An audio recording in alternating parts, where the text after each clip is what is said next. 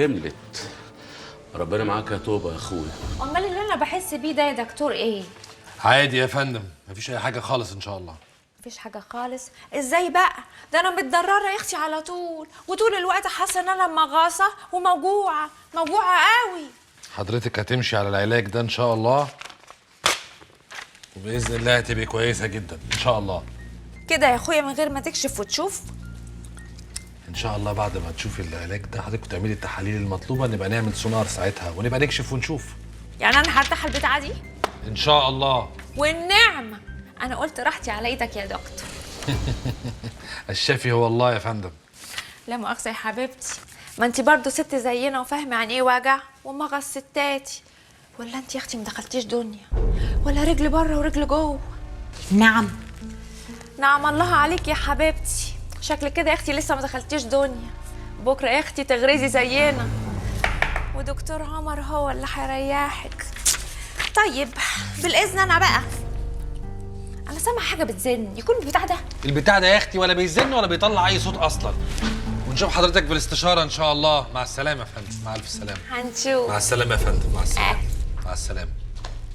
الباب لبره يا فندم بعد اذنك. حاضر. مع السلامه يا فندم. مع السلامه. مع السلامه. تبنا الى الله. انما ايه المفاجاه الجميله دي؟ اتاري العياده منوره. يا اهلا وسهلا. يا اهلا وسهلا. يا اهلا وسهلا. يا اهلا وسهلا. عمر. نعم. ايه البنت اللي كانت قاعده دي هنا؟ يا اهلا وسهلا. يا اهلا وسهلا يا حبيبي. انت عارفه يا حبيبتي دي عياده، والعيادات يعني بتبقى بتلم. انت عايز تفهمني ان البنت دي مريضه؟ طبعا. دي بشع. حصل. والجير. مظبوط طبعا. كده مش عارفه هي. طبعا. يا اهلا وسهلا. احنا مالنا سيبك منها وقولي ايه بقى سر المفاجاه الجميله دي. يا اهلا وسهلا. زواج مبارك ان شاء الله. الف مبروك يا دكتور. الله يبارك فيك. الله يبارك فيك. ألف مبروك يا غازي. ألف مبروك. مبروك يا دكتور. الف مبروك. مبروك يا دكتوره. جوازه سعيده ان شاء الله. مبروك يا دكتور. الله يبارك فيك. اقعد يا مستاذ اقعد. مبروك عليا اجمل عروسه في الدنيا. مبروك علينا احنا الاثنين.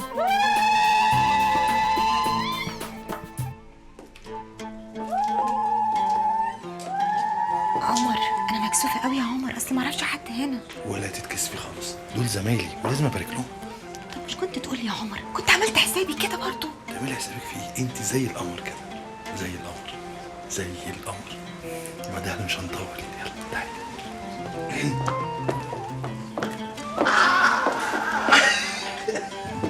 اتفضل تعالي. مبروك يا غازي. اخرت قوي. معلش ظروف هبقى احكي لك بقى بعدين. مبروك يا اخت صفا، ربنا يتمم بخير ان شاء الله. ميرسي يا عمر، عقبالك. ايه؟ لمار خطيبتي. انت لحقت. الف مبروك. الف مبروك. ميرسي. والله ب 414. اتفضل يا عمر. اتفضل. اتفضل.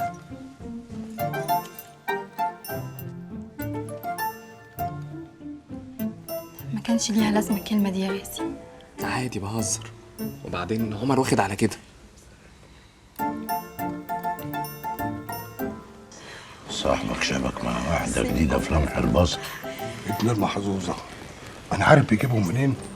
ده ما بيهمتش.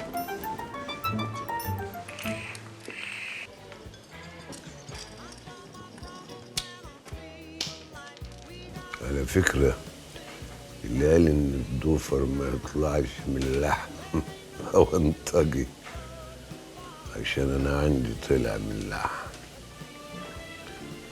بس أنا كان عندي ابن واد زي القمر ودمه خفيف، بس اختلفنا سوا.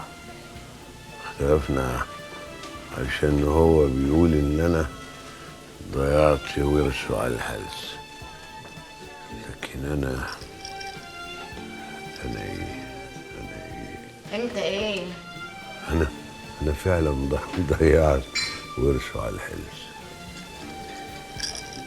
بس افرضي حتى ضيعته، يوم يتخلى عني ويسيبني.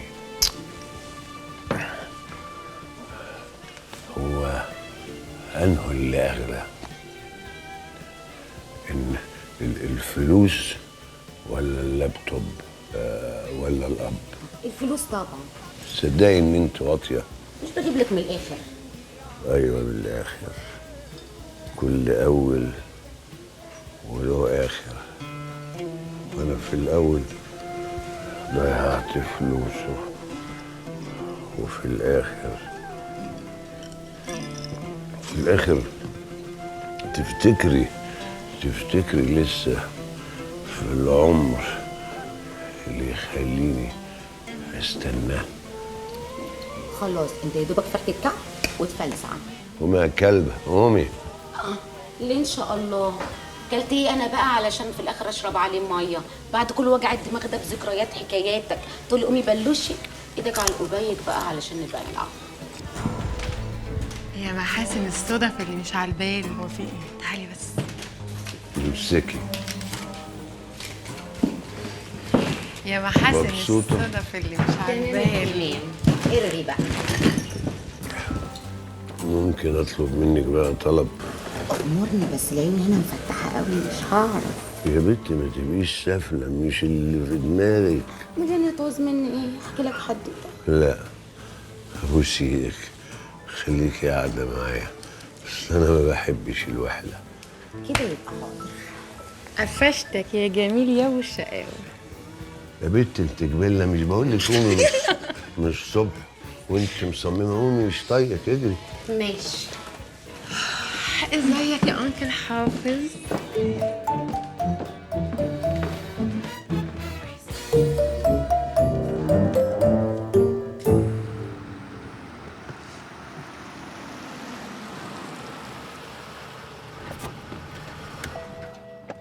انا هسبقك وانت هتحصلني صح؟ اكيد طبعا. العنوان سهل ما يتوهش وانت حفظته. اه طبعا، قبيله بني خزاعه، سهل جدا. اسيبك انا بقى. لمار. ايه يا عمر؟ ولا حاجه خلاص. انت كنت عايز تقولي حاجه؟ كنت عايز اقول حاجه، كنت عايز اقول لك انك هتوحشيني. عمر لو كنت قلقان انت ممكن تفكر تاني، ولو على بابا انا ممكن اقوله اي حاجه مفيش مشكله. البت دماغي دي يا بنت خنوقه. ارجع فين تاني؟ خلاص ما اتفقت مع الراجل. عايزين نرجع تاني يقول عليا ان انا برجع في كلامي؟ خلاص اتدبسنا بقى واللي كان كده. ايه ده اتدبست؟ خفيف كده. اصلا انا خايفه من المشاكل قوي. ما تقلقيش، ابوكي راجل حكيم وهيعرف يحلها. يا رب. تصبح على خير. تصبح على خير. أوي خير كتير.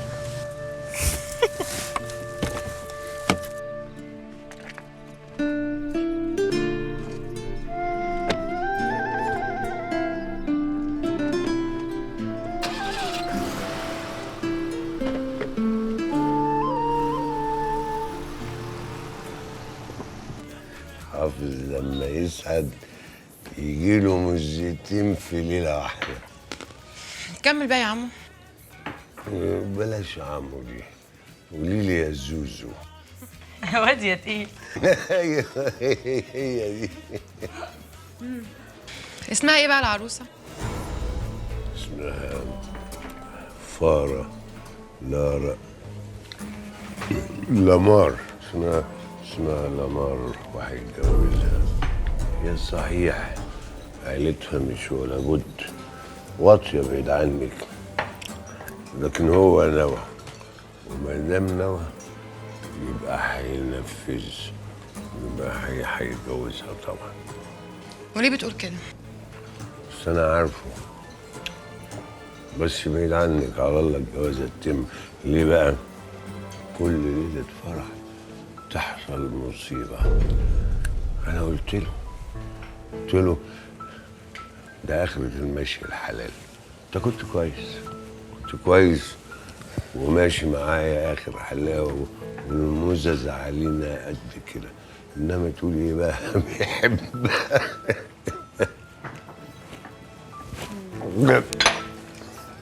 قولي لي اللي وراكي دي اسمها ايه؟ يارا يارا يا زوزو. ولا واد يا تيلي. هو انت برضو اللدغه في السين؟ لا يا زوزو. يعني اللدغه بتاعتك انت يا جميل. بقولك ايه يا عمو، طالما هيتجوزها يبقى بيحبها مش كده؟ هو مش هو بيقول كده، هو بيقول كده وخلاص. ماشي يا عريس، يبقى قابلني اذا دخلت. وليله الدخله دي لازمها شغل كتير وتفكير واعداد مظبوط، ونسيب التدابير على المولى سبحانه وتعالى. لا اله الا الله. الراجل مننا اول ما يختلي بمراته ايوه وبعدين تعبان قوي الاخ ده كده. اصله لسه خارج من شهر سجن. اقصد يعني شهر عسل. شهر عسل؟ خارج من شهر عسل وبتسأل في ليلة الدخلة؟ ما هو لسه ما حصلش حاجه يا ابطال، دي كشه مني. كشة منك. قول لي ليه بقى؟ ليه؟ اقول لك انا ليه. لانك انت البعيد غشيم. قول لي ليه. اقول لك ليه غشيم. لانك فاكرها ليله قلع وضلمه، تقوم العروسه تتخض منك وتكش وتتسرع، خصوصا لما يكون العريس شكلك كده. امال انا جاي لك ليه يا ابطال؟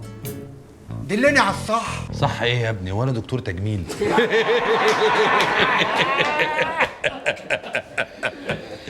انا اقول لك يا سيدي الصح في المفتاح. الصح فين؟ في المفتاح. وايه هو المفتاح؟ المفتاح في الكلمة الحلوة. الكلمة الحلوة من الراجل للست تلين الحجر وتزيل الحواجز وتساهم جامد في النجاح. يا عيني راسي وكلامك كله شفا، اديني في العدد. لف وانا اديلك. بس انا يا قبطان ليا استفسار صغير استنى بقى انت عم المستفسر. شوف الواد ده طلب ايه؟ حالا ابو جليه اسود وابو جليه اسود ونضاره. هو ابو نضاره اهو خد 2 شاي وواحد سحلب و6 حجره. نزل له كمان حجرين وبعد كده من حقه يستفسر. انت عامل مينيمم شارجه. اتفضل. انا يا قبطان عندي استفسار صغير. انا بقالي 5 سنين متجوز، ومن يوم ما اتجوزت مفيش ولا مره حسيت ان هي يعني متفاهمه معايا. مش عارف اعمل ايه يا قبطان، اعمل ايه؟ اجيب لها افلام ثقافيه؟ بطل هبل. معقول الكلام ده برضه حد يعمل كده؟ انا هجيب لك من الاخر. ما تفكرش في نفسك بس وانت معاها، لا فكر فيها هي كمان. شوف ايه اللي بيبسطها، شوف ايه اللي بيسعدها واعمله. ربنا سبحانه وتعالى من نعمه علينا انه خلق جسم الست حساس. ليه؟ اقول لكم انا ليه. علشان المتعه تبقى مشتركه بينكم. فلو انت فكرت فيها زي ما بتفكر في نفسك هتلاقيها متجاوبه معاك لحد ما تجيب اجلك كمان. طبعا انت جابت اجلك من بدري، من قبل ما يجي. روح قابله يمكن توصل معاه الحل. قابله بتاع ايه بس؟ ولو قابلته هقول له ايه؟ قول له على اللي حصل، وانا متاكده انه هيساعدنا. انا لما قابلته حسيت انه مش وسخ، وعدني انه مش هجيب سيرتها ووفى بوعده. بنتك هي اللي راحت وفضحتنا. واحد غيره كان استغل الموقف، عشان كده بقول لك روح اتفاهم معاه. على فكره يا ربيع هو الوحيد اللي يقدر يخليها تتلم من ناحيتنا شويه. عايزاني اروح اقول له يربي لي بنتي؟ خليك ذكي يا ربيع، قول له البنت مريضه وان احنا غلبنا في علاجها، ولو حاولت تقرب منه يبلغنا واحنا نتصرف. عايزاني اقول له ان بنتي مريضه؟ وهي البنت اللي بتعمله معانا ده طبيعي؟ ما هو طردها قبل كده، عايزاه يعمل معاها ايه تاني؟ قال له يعرف ان في ناس بتساومنا على علاقتها بيه، وانا متاكده انه هيساعدك لانه جدع.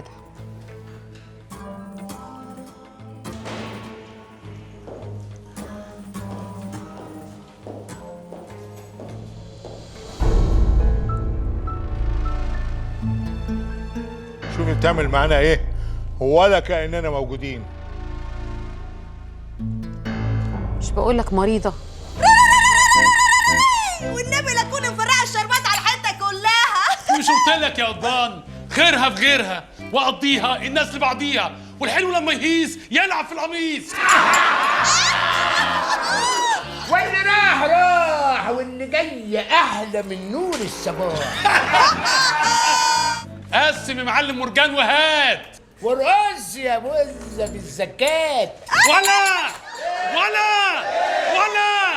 زفة الصعايدة بتقول ايه؟ يا حلاوة يا استفندي يا ابن عم البرتقال. حلاوتك يا استفندي يا ابن عم البرتقال. يا حلاوتك يا استفندي يا ابن عم البرتقال. يا حلاوتك يا استفندي يا ابن عم البرتقال. سمعوس امشي يلا يا اخويا يلا يا اخويا.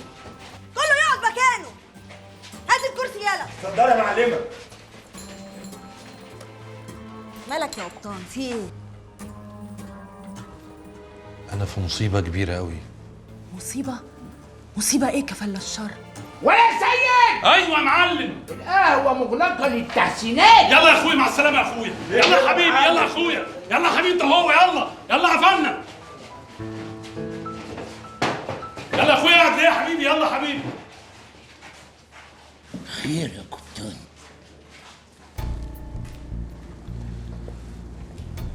هو الفرح كان يوم ايه؟ تاني انت لسه بتدور على يوم الجمعه الضايع؟ ظهرت بشايره وجات لي واحده معاها سي دي ليا وانا وهي واحنا يعني ايه هو هتكون صحتك وخدت معاك لقطه بلاتوس ساخنه؟ لقطه ايه؟ بلابوس اخينا. بلابوس؟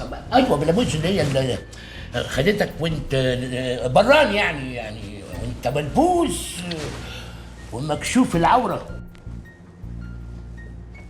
حاجه زي كده. حلو. القضبان نزل الملعب. ملعب ايه؟ والله العظيم تبنا الى الله، والمصحف على عيني تبنا الى الله، وحياة دمي يسيل زي الميه دي كده. انا مش حمل فضيحه زي كده، خصوصا وانا داخل على دنيا جديده. البت دي اسمها ايه؟ باريزة فكة. ودي مين دي؟ مصيبه جديده واتحدفت على نافوخي. انت شفت السي دي بعينيك؟ هلس ومسخره. اوعى حد من اخواتي البنات يعرفوا حاجه عن الموضوع ده. لا هلس ما ينفعش. ادوني انا اتفرج عليه. اديك ايه تتفرج؟ تتفرج على ايه؟ وانا واخدك الملاهي؟ ده انت معكوك عكه سودة. وايه اللي يخليك تروح للي اسمها القمار دي؟ ما انا لو كنت اجلت يوم واحد كانت افتكرت ان انا خايف من ابن عمها، خصوصا انها خدت ميعاد من ابوها والراجل قاعد مستنيني. تقوم تروح الواحات. الله ده حب جامد بقى. انا مش في مشوار الواحات دلوقتي. ده ايوه. اعمل ايه؟ ما انت لو خضعت ليهم هيستغلوا ده ويطبوا عليك كل يوم والتاني ويبتزوك. وده اللي انا قلقان منه. انت عارف انا لو اضمن ان هم ياخدوا الفلوس ويغوروا في 60 داهيه والله العظيم كنت خلصت. على فكره اللي اسمها عفه سالت عليك ومستحلفه لك. عفه؟ ودي شفتها فين دي كمان؟ يخيبك سواقها محتاج نضاره قعر كوبايه مش تفتح. الهي ربنا يوعدك بقطر يفرمك ما يعرفوا يلموا لحمك من على اي مزلقان. ما تحترمي نفسك يا بنت. في ايه؟ مدلدقه كده ليه؟ ده انا. مين؟ سعادة الباشا؟ معلش يا باشا العتب على الناظر اللي ما شافك يجهلك. مقبوله منك يا بنت. اسمعي انا عايزك في حكايه كده. اؤمر يا كبير. في عند الليله دي سهره خصوصي الخصوصي. كنت محتاج حته طريه. وانا اجيبهم لك منين دول؟ انا والله لسه ما توبتش علشان اشتغل الشغلانه دي. يا بنت انا عندي كتير قوي، بس القعده ما تحلاش الا بيكي. طالما هم كتير قوي في عين العدو لازمتها انا ايه؟ انا عايزك. مزاج امي كده عايزك. هتيجي ولا ربنا يكفينا شر ولا هتيجي يعني؟ ها بقول لك ايه يا باشا، ما تقول لي فين والساعه كام وامتى؟ الليله دي الساعه 12 بالليل. ماشي بس اوكي. ايه بس اوكي. بس اوكي. ادي المفاتيح لايوب يركن العربيه. عينيا. اتس اوكي. اتس اوكي. عم ايوب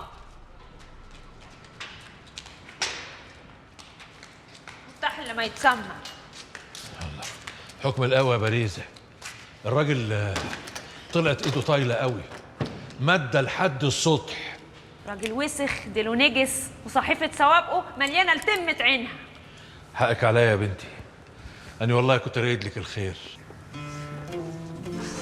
احنا اللي زينا يا عم أيوب ملوش الحق في أي حتة. احنا عاملين زي كلاب السكك، آخرنا نهب في اللي رايح واللي جاي. لو طوبة من إيد عيل صغير تهشنا تخلينا نجري لغاية ما نفسنا ينقطع. ايه ده؟ كلامك غريب قوي النهارده يا غزال. ياه غزال، غزال اتفكت برايز يا عم أيوب. أنا نسيت الاسم ده من زمان، يا ريت تنساه أنت كمان. انت ناوية تقولي لخلوصي على المشوار اللي انت رايحاه النهارده دي؟ لا هقول له ولا هروح. لا فهميني بقى، انت ناوية على ايه؟ أقول لك يا راجل يا طيب. قولي. أنا يا عم أيوب أستحمل من الدنيا مرمطتها ومن الناس بهدلتها، لكن كله بمزاجي، إنما بالغصب ده لا ممكن أبدا. أهو ده الحق اللي لا يمكن أستحمله ولا أقبله حتى لو على قطع رقبتي. إيه أقولك بقى؟ تعالي هنا معايا بقى وفهميني ربيع رجائي ايه اللي جابه هنا عندنا. ما انا بقى جايباكي عشان تعرفي وتعرفيني. نعم يا اختي. لا الزياره دي فيها حاجه صح؟ ارحمي نفسك بقى يا تينا، هو انت كل حاجه تاخديها على الحامي كده؟ مش جايز تبقى مصلحه؟ وبعدين احنا نكره ان واحد زي ده اصلا يعرف اخوكي. مصلحه ايه ونيله ايه؟ انت يا بنت بتتكلمي في كلام كبير كده ليه؟ دماغك دي رايحه فين؟ دايما تروح شمال شمال بقى ولا يمين مش مهم، المهم المصلحه تتقضي. مصلحه ايه اللي تتقضي؟ انت عاجبك حال اخوكي؟ اخوكي بقى له يومين ما بينامش وعينيه كده فيها حاجه مش طبيعيه، هو قلقان من ايه؟ الله مش عريسه على وش جواز يبقى لازم يقلق. بت ايه انت بترقصي كده ليه وبتعملي كده ليه وازاي اساسا تتكلمي في المواضيع دي؟ ها مش احسن ما اتكلم فيها مع حد غريب يا تينا؟ بس وبطلي ادب والله العظيم. خلاص بهزر. المهم بقى انزلي اعرفي الراجل ده عايز ايه بس والنبي تيجي تقولي لي هيكون عايز ايه مننا الراجل ده. انا مش عايز اكتر من كده. بنتي الوحيده يا دكتور، بخاف عليها قوي، ولو انت ساعدتني في الموضوع ده هعتبره معروف وعمري ما هنساه. هو انت خايف على بنتك؟ ولا خايف من المشاكل اللي هتسببها لك وانت داخل على انتخابات؟ ما تنساش يا دكتور ان المشاكل دي انت جزء منها. انا ماليش اي علاقه بيها، انا حتى لما هي جات لي قبل كده. انا عارف انك انت طردتها وانا عارف انها هي بتطردك. عارف؟ طب ما انت عارف جاي عايز مني ايه؟ في ناس صوروها وهي بتجري وراك في المستشفى وانت بتهرب منها هي كمان اتصورت؟ على دي شوطها بقى. يعني ايه، هو في ناس تانية اتصورت؟ تبنا الى الله. كمل يا ريس. في ناس بيساوموني بفضيحة وخصوصا بعد حكاية اعترافها في القضية بتاعتك. بص يا استاذ، المدام بتاعتك لما جات لي قلت لها انا ما بفضحش حد، ولما بنتك قالت وانت كذبت انا سكت. انا برضو ليا سمعتي وبخاف عليها، خصوصا اني هتجوز قريب. وبنتك بنتي مريضة يا دكتور وانا غلبت معاها. عارفها مريضة؟ مريضة ازاي؟ واضح ان اعصابها تعبانة وانا صحيت عنها وبشتغل في السياسة والانتخابات واصبحت في وضع صعب قوي السيطرة عليه، وعشان كده انا بلجأ لك. انا برضو مش فاهم انا ايه المطلوب مني يعني. عايزك تساعدني اني افلت من الناس اللي بيساوموني بعلاقتها بيك. المرحلة دي انا ما اقدرش استحمل اي فضايح، واكيد انت مقدر يا دكتور. انا مقدر يا فندم، بس انا اعرف الناس دي منين؟ انا ما اعرفش حاجه، هو طلب يقعدوا لوحدهم سبتهم. اللي نفسي اعرفه هو يعرفه منين اصلا؟ ما هو ده ابو البت اللي اخوكي كان بايت عندها في الليله اياها. انهي الليله دي اللي مش فاكر منها حاجه؟ ايوه هي الليله دي. اما حافظ ارجوك فهمني، اشمعنى يجي له دلوقتي بالذات؟ اشمعنى؟ ما هو عرف ان اخوكي ناوي يسافر الواحات، اما حب يجي ويلحق. يلحق ايه؟ هي بنته بايره ولا هو راجل قليل؟ بس البت بيني وبينك وقعت اخوكي ودايبه. لا حول ولا قوه الا بالله. هو كده يا عمر دايما كل جوازه يطلع لك فيها عفريت. عفريت ايه؟ كفايه مشكله السي دي. ايه؟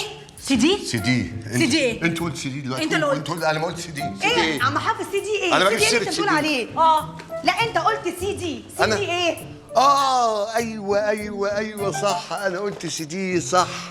انا قلت سيدي فين اللبن؟ اهو اللبن. سيدي اصل اخوكي كان عنده سيدي مهم جدا وضاع منه وبعدين هو قاعد يدور عليه مش لاقيه بقى.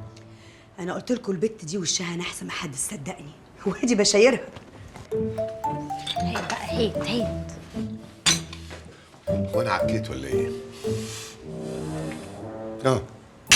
عكيت.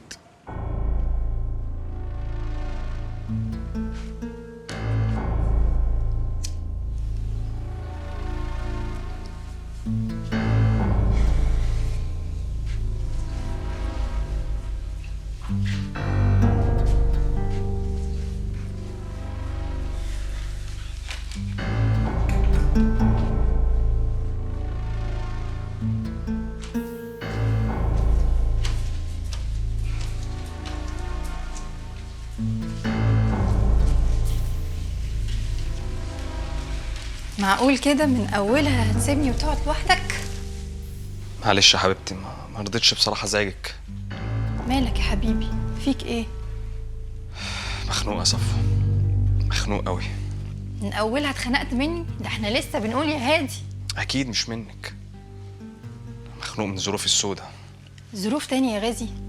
ما قلنا نصبر. ما احنا لو صبرنا هم مش هيصبروا. هما مين؟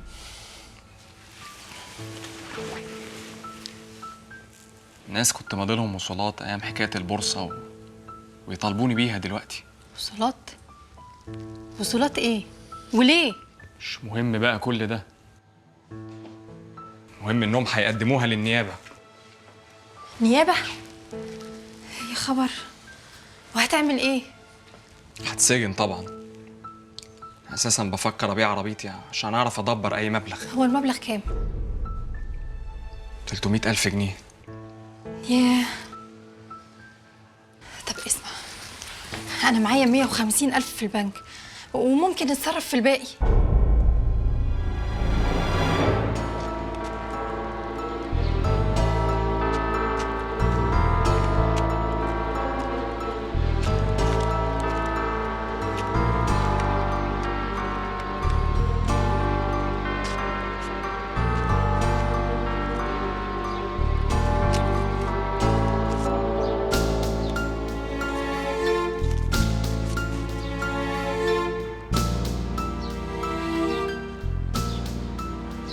الو. ايوه يا باشا، انا كنت عايزه ابلغ عن شقه مشبوهه. ايوه يا باشا، دول عندهم سهره وجايبين نسوان ورجاله واخر مليطه فوق بعضيهم. ده غير بقى الضرب اللي على ودنه. صاحب الشقه اسمه نيازي بيه. اعتبرني يا باشا فعلة خير ولا مرشده. طبعا. هديلك الميعاد والعنوان كمان. في ايه يا عمر؟ وداخل عليا بالطريقه دي ليه؟ اما توصل بيك الوقاحه انك تتعامل اللي انت بتعمله ده، يبقى دي الطريقه اللي عاملك بيها يا عوني. لا لا لا لا، انا لن اسمح ان انت تخرس خالص يا ديل الكلب. انت بتقول ايه؟ اخرس. حاضر. في ايه يا عمر؟ اتكلم. اسمع يا عوني، انا عديت لك كتير قوي وانت فاهم وانا فاهم، انما ما توصل بيك القذاره انك تروح تساوم راجل على صوره لبنته معايا، يبقى انت جبت اخرك يا عوني. اكيد في حاجه غلط. انا كل انت لو ما اتلمتش من ناحيتي وشلتني من دماغك اقسم بالله يا عوني لكن سجنك. مفهوم؟ ماشي.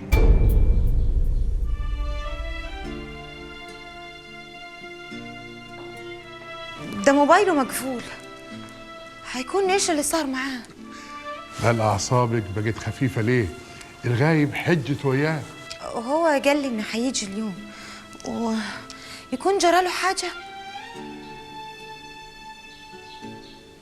ايه مالك يا ابوي؟ بتبص لي كده ليه بس؟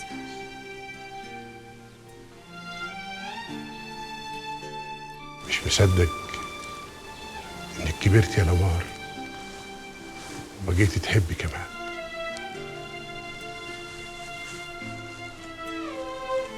عارفه يا لمار، انا ليش فخور بيكي؟